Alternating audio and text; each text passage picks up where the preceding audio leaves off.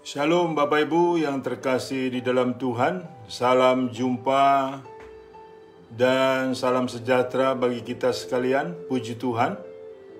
Hari ini kembali kita boleh mendengar firman Tuhan dan mendapatkan pemulihan, kekuatan, teguran, ajaran dari Roh Kudus. Puji Tuhan. Saudaraku yang terkasih dalam Tuhan, pada hari ini saya mengambil tema sebab dan akibat. Khotbah saya mengambil tema sebab dan akibat. Sebab dan akibat ini Bapak Ibu jarang sekali sekarang diperhitungkan sebagai nilai-nilai yang serius di banyak orang Kristen. Karena mereka keasikan dengan anugerah. Sehingga beranggapan bahwa tidak ada sebab akibat. Ini sangat berbahaya Bapak Ibu, karena akan terimplementasi dalam kemurtatan dan kekecewaan. Sebelum lebih jauh kita bicara sebab dan akibat tersebut, saya akan berdoa terlebih dahulu. Bapa Surgawi, dalam nama Tuhan Yesus kami mengucap syukur hari ini kembali boleh mendapat firman-Mu, dan diajar dengan kebenaran-Mu, dan boleh hidup kami selalu menyenangkan hati-Mu. Terima kasih Bapa, dalam nama Tuhan Yesus, aku menyerahkan seluruh rangkaian khotbah ini ke dalam tangan-Mu. Dalam nama Tuhan Yesus, aku sudah berdoa mengucap syukur, haleluya, amin. Bapak Ibu yang terkasih di dalam Tuhan, tema pada hari ini adalah bicara sebab dan akibat. Sebab dan akibat Bapak Ibu itu ada. Itulah nilai yang lumrah dalam kehidupan kita sebagai manusia. Ada sebab dan ada akibat. Ini tidak bisa dipungkiri Bapak Ibu. Jikalau kita memungkiri hal demikian, akhirnya kita menyalahkan akibat yang kita dapat. Dan tidak menyadari ada penyebabnya, dan kemudian kita akan menyalahkan kiri kanan.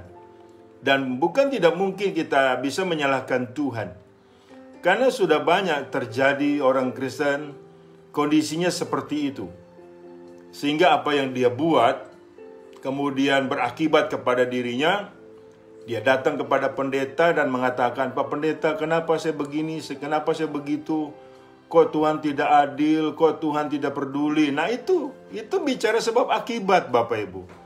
Jadi kalau kita tidak paham dan terus-menerus kondisi kita semacam itu, bukankah pada akhirnya rapuh?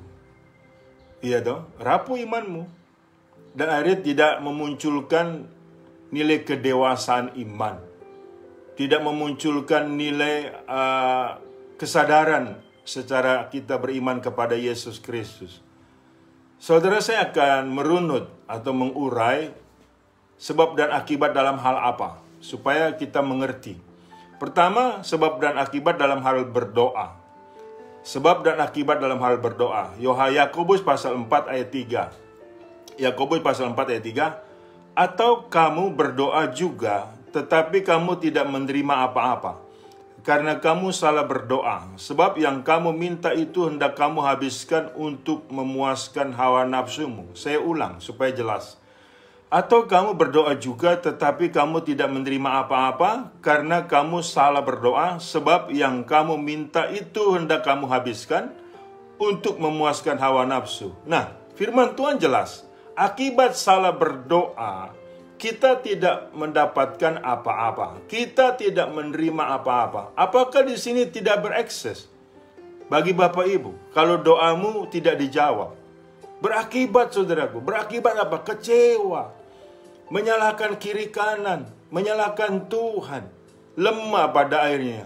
Kan ini konyol, iya toh? Jadi saudaraku, tatkala doa kita belum terjawab atau tidak terjawab, kita harus koreksi. Sebab saudaraku, ini tidak bisa dibiarkan. Banyak orang Kristen saudaraku, banyak sekali orang Kristen masalahnya di doa ini. Banyak yang konseling dengan saya selalu bicaranya dengan di doa ini. Kenapa sih Pak Tuhan ini menjawab doa saya lama sekali? Kenapa sih Pak Tuhan ini sepertinya tidak peduli, doa saya tidak dijawab? Nah, keluhan-keluhan ini Bapak Ibu itu banyak sekali. Iya kan? Banyak sekali saudaraku. Semenjak saya pertama kali melayani sebagai konselor, selama sekian puluh tahun, ini keluhan ini saudaraku, persentasenya sangat banyak di jemaat. Sangat banyak. Nah itu sebetulnya akibat dari salah berdoa. Berdoa untuk memuaskan hawa nafsumu. Dan ini tidak diperbaiki. Jangan anggap remeh saudaraku. Dengan kita berpikir begini, kan Tuhan tahu hati saya Pak Pendeta. Loh kalau Tuhan tahu hatimu, apalagi saudaraku. Kalau engkau memuaskan hawa nafsumu dalam berdoa, dia tidak dijawab. Kalau tidak dijawab, kita harus paham, jangan kecewa. Sebab saudaraku, tidak dijawabnya kita dalam berdoa, itu ada akibat saudaraku. Jadi kita di sini kalau tidak kalau tidak sadar, kita tidak ada perbaikan. Sehingga doa kita saudaraku jadi monoton. Banyak sudah makan korban soal dalam berdoa ini bagi orang Kristen Bapak Ibu. Akhirnya mereka kemana perginya, larinya? Ke dukun, ke paranormal, lihat ramalan nasib. Nah itu akibat hal berdoa, salah berdoa. Iya kan? Pada akhirnya akibatnya parah saudaraku. Akibatnya menduakan Tuhan, durhaka. Iya kan? Ini berbahaya saudaraku, berbahaya.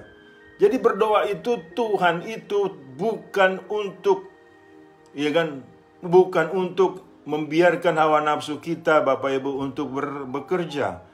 Tuhan ini mengajar kita dalam berdoa itu sungguh-sungguh menghargai Dia dan meminta apa yang kau perlukan, bukan meminta apa yang semaumu. Tidak bisa saudaraku. Iya kan, tidak bisa. Kadang-kadang orang Kristen saudaraku, maaf kata, pikirannya tidak dipakai waktu dia minta didoakan. Kenapa saya bilang demikian? Iya kan? Seolah-olah ini tidak salah. Misalnya, ada seorang jemaat. Kalau menurut ukuran saya, itu dia kaya raya Bapak Ibu. Minta didoakan supaya lebih lagi diberkati. Lah, apa enggak mikir seperti ini? Iya toh? Dan pada akhirnya disitulah letak hawa nafsunya saudaraku. Dalam hati saya, kekayaanmu 3 turunan saja tidak habis. Mau didoakan berkat bagaimana lagi? Nah, dari nilai posisi di sini saja, saudaraku, tidak ada muncul kedewasaan rohani. Dan menggampangkan nilai-nilai doa semau gue. Kita beranggapan Tuhan kan maha kuasa, Pak. Minta apa saja akan Tuhan berikan. Itu kan ada ayatnya, Pak Pendeta. Betul ada ayatnya. Tapi jangan disalah tafsirkan, Bapak Ibu. Iya kan, dalam berdoa ini harus benar-benar runut. Iya kan, apa yang benar-benar kau butuhkan. Tuhan tidak bisa dipermainkan Bapak Ibu. Jadi saudaraku, dalam hal salah berdoa, itu berakibat fatal. Bisa pada akhirnya murtad. Dan akhirnya lebih suka ke dukun. Lebih suka ke ramalan. Sebab mereka itu, ya kan? Mereka itu dianggap jemaat bisa memenuhi hasrat-hasrat hawa nafsu. Mau apa saja bisa. Yang penting bisa bayarnya. Tetapi ingat, setiap yang diberikan dari iblis, tidak itu gratis Bapak Ibu. Ada tuntutan nyawa dalam kebinasaan. Mulai saat ini akibat berdoa, mungkin sudah mengena atas Bapak Ibu. Akibat salah berdoa, perbaiki saudara, perbaiki. Yang penting di sini jangan ragu, jangan bimbang, iya kan? Dan jangan menyalahkan Tuhan. Dan semua kita pakai waktu Tuhan. Waktu Tuhan saja yang terjadi. Jadilah sesuai kehendakmu, itu jauh lebih indah. Jadi hidup berserah dirinya kelihatan, saudaraku.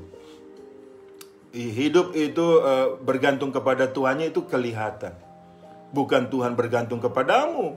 Terbalik pada akhirnya, saudaraku. Kan ini kan kedurhakaan, kacau bukan? Nah, disinilah yang perlu kita hati-hati. Hati-hati, saudaraku. Akibat dalam hal berdoa itu ada. Sebab akibat itu ada. Jikalau engkau salah berdoa, akibatnya tidak dapat apa-apa. Tatkala engkau tidak dapat apa-apa, akibatnya marah-marah. Tatkala engkau marah-marah terus menerus, akhirnya engkau punya darah tinggi. Itu akan akibat penyakit. Ya kan, kemudian sudah punya darah tinggi, kemudian ke dukun. Ya, fatal. Hati-hati ya. Yang kedua, saudaraku, dalam hal berucap.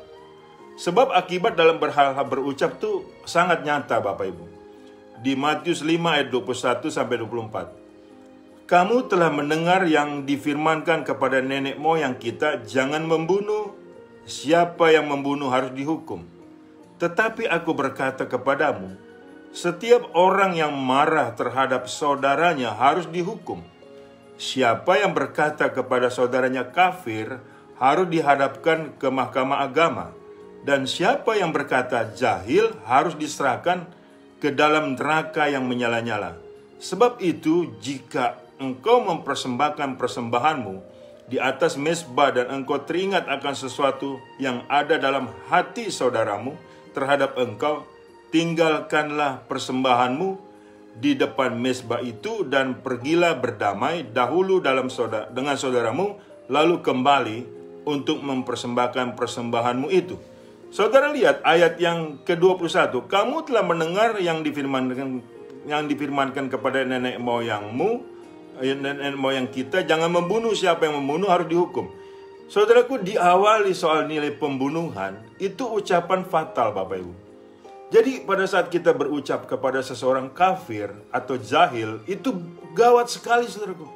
Gawat sekali, makanya mulut kita tidak boleh lemes. Berucap sembarangan saudaraku.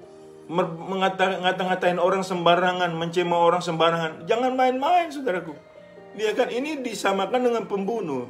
Disamakan dengan dihukum di api neraka. Ini bagi orang Kristen loh, bagi orang yang sudah mengenal Tuhan Yesus. Sesungguhnya Bapak Ibu, Alkitab itu bukan bagi orang lain, bagi kita yang sudah dalam anugerah. Jadi bukan tidak ada penghukuman saudaraku. Seringkali orang Kristen tuh mulutnya dianggapnya berbahaya tetapi dianggap remeh. Apa yang kau ucapkan kepada orang lain berkalimat jahat, itu akan balik kepada dirimu, saudaraku. Satu marah yang kau ucapkan, satu kemarahan yang kau lakukan dalam mulutmu, itu akan 5 balik. 5 balik kepada dirimu. Kalau dalam kekristenan, saudaraku jelas sekali. Satu roh jahat yang keluar, dia akan bawa 7 yang lebih jahat teman-temannya. Nah, ingat di sini. Jadi mulut kita, apa yang kita ucapkan harus hati-hati, saudaraku. Iya kan? Sebab itu akan berbahaya. Apa yang kau ikat di dunia terikat di sorga, apa yang kau lepaskan di dunia terlepas di sorga. Jadi mulai saat ini, akibat-akibat perkataan kita harus pikir matang Bapak Ibu. Kita pikir matang. Jangan ucapan sembrono, jangan ucapkan sembarangan. Ya, jangan berkata-kata kotor, jangan berkata-kata fitnah. Bukan tidak mungkin banyak di jemaat hari ini engkau sedang menikmati akibat yang engkau ucapkan. Iya kan? Ya, selamat menikmati. Iya kan? Apalagi sumpah, sembarangan, serampangan. Enggak boleh, saudaraku. Jadi yang dari mulut ini keluar dari hati. Itu yang menajiskan. Makanya pada saat mulutmu bersih, hatimu juga bersih. Saya teringat sekali, saudara, ini berkesan. Ada seorang ibu bilang begini, Pak Pendeta, saya akui mulut saya jahat kalau saya ngomong sama orang. Tapi walaupun begitu Pak Pendeta, hati saya baik. Saya bilang, Bu, ini ajaran dari mana? Mulut jahat, hati baik. Gak ada itu ceritanya. Iya kan, gak ada. Tapi ada loh Pak Pendeta, orang mulutnya baik, tapi hatinya jahat. Ya itu juga gak boleh Bapak Ibu. Sama aja, sami mawon. Itu berakibat. Jangan kau pikir bahwa itu tidak terjadi apa-apa. Itu akan berakibat fatal, saudaraku. Jangan sampai kematian atau maut menjemputmu. Dan disitulah akan terjadi kertak gigi. 1 Petrus 3 ayat 10. Siapa yang mau menyintai hidup dan mau melihat hari-hari baik, ia harus menjaga lidahnya terhadap yang jahat dan bibirnya terhadap ucapan-ucapan yang menipu. Jelas firman Tuhan. Siapa yang mau menyintai hidup dia dan mau melihat hari-hari baik, ia harus menjaga lidahnya terhadap yang jahat dan bibirnya terhadap ucapan-ucapan yang menipu. Jadi hati-hati dengan bibirmu, dengan lidahmu. Lidah tak bertulang. Engkau bisa berdolak-dalik, tapi anak Tuhan tidak boleh. Itu akan berakibat fatal. Mulai saat ini, tertiblah dalam ucapan. Ya kan? Sehingga pada saat itu ucapanmu itu harus keluar dari perbendaharaan yang baik, dari perbendaharaan yang kudus, dari perbendaharaan yang hati yang baik sekali, yang suci. Di dalam Amsal 13 ayat 3, siapa menjaga mulutnya, memelihara nyawanya, Siapa yang lebar bibir akan ditimpa kebinasaan. Ini serius loh Bapak Ibu. Siapa yang menjaga mulutnya memelihara nyawanya, siapa yang lebar bibir akan ditimpa kebinasaan.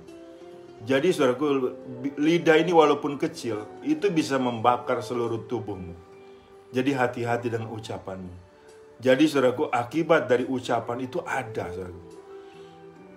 Ada. Seringkali banyak orang Kristen, ucapannya itu tajam. Dia nggak peduli orang sakit hati dengan dia. Iya kan? Satu orang saja kita buat sakit hati itu tidak boleh. Makanya di sini jelas dikatakan ayat firman Tuhan, engkau berdoa sekalipun berdoa. Kalau ucapanmu jahat, nggak boleh. Dan itu bisa, sebetulnya Roh Kudus memberikan hati kita itu peka. Pada saat engkau berdoa, kemudian terpikirkan itu nilai-nilai alam bawah sadar itu naik. Pada saat terpejam mata kita, alam bawah sadar naik. Dan di situ kita ada ingat omongan kita kepada si A, si B, si C, ngomongan jahat, ngomongan menyakiti. Kalau kita ingat begitu, berhenti berdoa, stop. Dan mengadakan perbaikan dulu kepada mereka. Percuma doa juga kalau demikian kondisinya Bapak Ibu, nggak ada gunanya. Iya kan, banyak orang Kristen mulutnya ceplas-ceplos begitu, udah gitu selesai. Seperti buang air. Nggak bisa saudaraku, itu mulutmu kotor, akan berakibat fatal saudaraku. Iya kan, akan berakibat fatal. Yang ketiga, dalam hal bertindak, Yakobus 4 ayat 17. Ya kan? Sebab akibat dalam hal bertindak, Yakobus 4 ayat 17. Jadi jika seorang tahu bagaimana ia harus berbuat baik, tetapi ia tidak melakukannya, ia berdosa. Saudaraku lihat, jikalau engkau tahu bagaimana ia harus berbuat baik, tetapi ia tidak melakukannya, ia berdosa. Jadi saudaraku, kelakuan kita itu harus berbuat baik berdasarkan tuntunan hikmat Tuhan yang kita tahu, iya kan, untuk berbuat baik. Iya saudara. Jadi tinggal kita hitung saja, inventarisir. Seberapa nilai yang kita tahu itu berbuat baik, tapi kita tidak lakukan. Nah, apa enggak berakibat saudaraku? Jika engkau tahu berbuat baik, engkau tidak melakukan, engkau berdosa. Tinggal hitung saja berapa dosamu. Ya Pak Pendeta, nanti kan kalau soal dosa diampuni Tuhan. Kalau engkau memakai pengampunan sebagai alasan pembenaran dirimu, itu jahat. Banyak orang Kristen memutarbalikkan kasih setia Tuhan. Karena Tuhan mengasihi umatnya, dia tidak menciptakan neraka. Itu salah. Itu salah. Tuhan menciptakan neraka itu untuk iblis. Tapi banyak orang-orang mau menjadi kaki tangan iblis. Tuhan jangan dipermainkan hukumannya, saudaraku. Galatia 6 ayat 7. Jangan sesat, Allah tidak bisa dipermainkan. Apa yang ditabur orang itu yang dituai. Jangan main-main, saudaraku, dengan hukum Tuhan. Jangan bercanda. Jadi akibat tindakanmu itu nyata dan ada. Iya kan? Saya sih tafsir Bapak Ibu. Akibat kejadian yang kau alami itu akibat dari perbuatanmu. Itu jelas, saudaraku. Jadi kita tidak luput dari nilai-nilai kebenaran ini. Ada sebab dan akibat. Kalau engkau melakukan kejahatan-kejahatan, berarti engkau menunda nilai-nilai melakukan yang baik. Tinggal dihitung saja, dirimu itu penuh dengan kejahatan apa kebaikan. Gampang kan? Jadi orang Kristen kita harus cerdas Bapak Ibu. Kalau kita masa bodoh dengan hikmat Tuhan, masa bodoh dengan nilai-nilai kebenaran, dan nilai-nilai kebenaran juga akan masa bodoh dengan kita. Itu perlu kehati-hatian dalam hidup ini. Jadi controlling dalam perbuatan, controlling dalam ucapan, perlu Bapak Ibu. Controlling dalam pikiran. Makanya kita harus mempunyai pikiran Kristus. Itu benar-benar harus serius. Amin Bapak Ibu. Jadi sebab akibat itu ada. Yang terakhir saudaraku, dalam hal berpikir dan berkeinginan. Nah ini, sebab akibat dalam berpikir dan berkeinginan. Matius 16 ayat 23. Maka Yesus berpaling dan berkata kepada Petrus, "Enyalah iblis, engkau suatu batu sandungan bagiku, sebab engkau bukan memikirkan apa yang dipikirkan Allah, melainkan apa yang dipikirkan manusia. Pikiran kita juga, saudaraku, ada akibatnya, saudaraku. Jangan main-main. Mungkin orang tidak tahu kita sedang berpikir apa, tapi Tuhan tahu. Ini dilakukan oleh Petrus. Iya kan? Di ayat 21-nya Matius 16 kan Tuhan Yesus bilang, aku mau ke Yerusalem. Nanti di sana aku dianiaya, aku mati dibunuh, aku bangkit hari ketiga. Ditariklah tangan Tuhan oleh Petrus, ayat 22-nya, dan Petrus mengatakan, sekali-kali Tuhan Allah tidak melakukan itu kepadamu. Apa jawab Yesus? Ya kan? Nyala iblis, kau merupakan batu sandungan bagiku, sebab engkau bukan memikirkan apa yang dipikirkan Allah, melainkan apa yang dipikirkan manusia. Saudaraku, musuh kita itu iblis juga cerdik, Bapak Ibu. Dari pikiran kita dululah ditaburi racun-racun kenajisan, kejahatan, kelicikan, ketamakan, keserakahan, hawa nafsu. Dari situlah tinggal ditunggu turun ke hati dan kemudian turun di perilaku. Nah itu, saudaraku, pengaruh si jahat. Makanya kita harus berpikiran Kristus di 1 Korintus pasal 2. Jelas, saudaraku, 1 Korintus pasal 2 ayat 16. Kita harus memiliki pikiran Kristus, Bapak Ibu. Jadi pikiran kita tidak boleh bertentangan dengan pikiran Tuhan. Jadi pikirkanlah perkara-perkara yang di atas. Jangan anggap remeh. Ya kan? Akibat dari berpikiran salah, akibat dari berpikiran jahat, Bapak Ibu, itu ada resiko, saudara. Petrus sangat syok digitukan sama Yesus. Siapa yang gak syok? Coba Bapak Ibu, kalau saya gitukan, marah. Iya toh? Makanya di sini jagalah pikiranmu. Akibat dari pikiran melenceng, mencong, hamartia, berdosa itu, Bapak Ibu. Tinggal hitung aja. Berapa kali engkau berpikiran jahat. Di sini peperangan kita, saudara, di pikiran. Sebab di pikiran itu mengandung perasaan, pengetahuan. Bahkan, saudaraku, orang yang awalnya cinta Tuhan, tiba-tiba dia mengatakan, Yesus bukan lagi Tuhanku. Wah, kenapa bisa begitu? Mungkin kita bingung. Ya, mungkin kita anggap dia pengarang lagu-lagu rohani. Kenapa dikatakan bahwa Yesus bukan lagi Tuhan dia? Karena di pikirannya siapa yang tahu, saudaraku?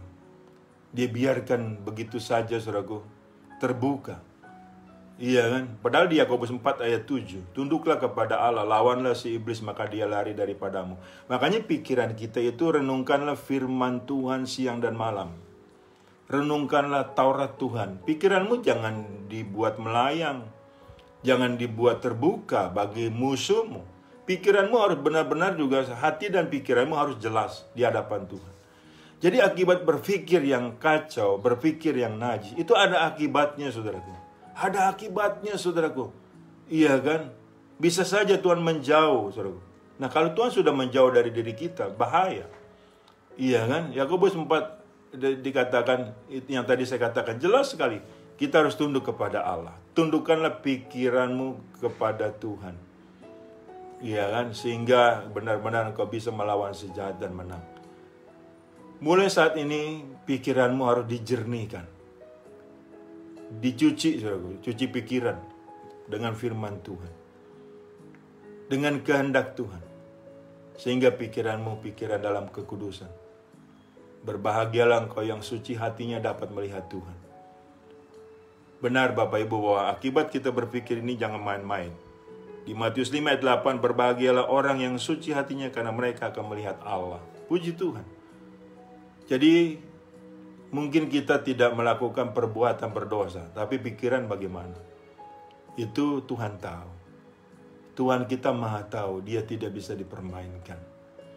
Jadi sebab akibat itu ada, Bapak Ibu. Pak, apakah sebab akibat itu bisa menghilangkan keselamatan kita? Saya balik bertanya kepada Bapak Ibu. Iya kan? Silakan engkau pikirkan itu. Silakan engkau renungkan itu. Apakah bisa menghilangkan keselamatanmu atau tidak? Terus gulirkan itu, silakan. Roh Kudus akan mengajar engkau dengan segala kebenaran. Jadi kita hidup bukan apa kata orang, tapi apa kata firman yang menegur, mengajar diri kita setiap saat. Ini penting, Bapak Ibu. Banyak orang Kristen lalai dalam hal tersebut. dia keasikan dengan anugerah Tuhan. Saya kan tidak berbuat apa-apa diselamatkan, Pak Pendeta. Lah kalau kamu sudah tidak berbuat apa-apa diselamatkan, itu betul. Tapi kalau saat diselamatkan tidak berbuat apa-apa, apa itu betul? Iya kan? Nggak betul, Bapak Ibu. Justru dalam keselamatan ini engkau harus berbuat sesuatu yang menyenangkan hati Tuhan. Supaya jelas kedudukanmu menghargai kasih karunia atau engkau mencemooh kasih karunia. Jelas Bapak Ibu? Jadi sebab akibat itu ada. Orang Kristen tidak kebal hukum. Kalau orang Kristen kebal hukum, berdiskusi dengan agama lain, diketawain kita. Iya kan saudaraku? Sebab kenapa? Nanti nggak ada ketertiban. Nanti tidak ada satu nilai perbuatan. Iman tanpa perbuatan hakikatnya mati. Catat baik, di Yakobus 2 itu, ayat 17. Jadi kita ini harus benar-benar serius dalam sebab akibat ini. Amin Bapak Ibu, puji Tuhan. Kita sudah mendengar firman Tuhan yang mengajar, menegur, menasihati. Jangan keraskan hatimu. Jikalau engkau datang beribadah untuk mencari kemuliaan Tuhan, diberkatilah engkau. Tetapi engkau datang beribadah untuk mencari pembenaran dirimu, bisa berbahaya. Dan engkau menjadi orang durhaka. Bukan menjadi hati seorang murid, tetapi hati menjadi seorang durhaka. Hati-hati. Yesaya 30 ayat 1 mengatakan itu. Engkau adalah pemberontak-pemberontak.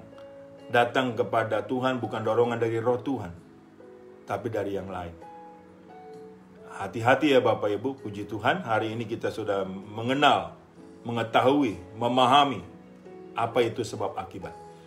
Saya berdoa untuk Bapak Ibu sekalian dan untuk kita sekalian. Bapa Surgawi, aku sudah menyampaikan firman-Mu. Firman-Mu yang luar biasa, yang hari ini menegur, mengajar, menemplak kami. Sehingga kami menyadari setiap apa yang kami lakukan, apa yang kami ucapkan, apa yang kami pikirkan, ada akibat. Dan untuk itu kami sadar. Dan untuk itu Tuhan kami boleh memperbaikinya dengan baik. Sehingga kami adalah mempunyai hati seorang murid. Selalu diajar oleh guru kami yang agung Yesus Kristus. Berkati jemaat-Mu Tuhan Yesus dimanapun mereka menyaksikan khotbah ini. Menyaksikan kondisi yang hari ini Engkau berfirman. Terima kasih Bapa, berkati hidup mereka. Berkati roti makanan mereka. Terpujilah nama Tuhan kekal selama-lamanya. Dalam nama Tuhan Yesus, aku berdoa mengucap syukur. Haleluya. Amin. Bapak Ibu yang terkasih dalam Tuhan, terimalah berkat dari Allah Bapa. Di dalam cinta kasih Tuhan kita Yesus Kristus, di dalam persekutuan dengan Roh Kudusnya yang selalu menyertai kita mulai dari sini sampai Maranatha. Tuhan kita datang kedua kali menjemput kita dalam kemuliaannya, dan kita pun layak menerima kemuliaan Tuhan dari kekal sampai kekal. Tuhan Yesus memberkati. Shalom. Haleluya.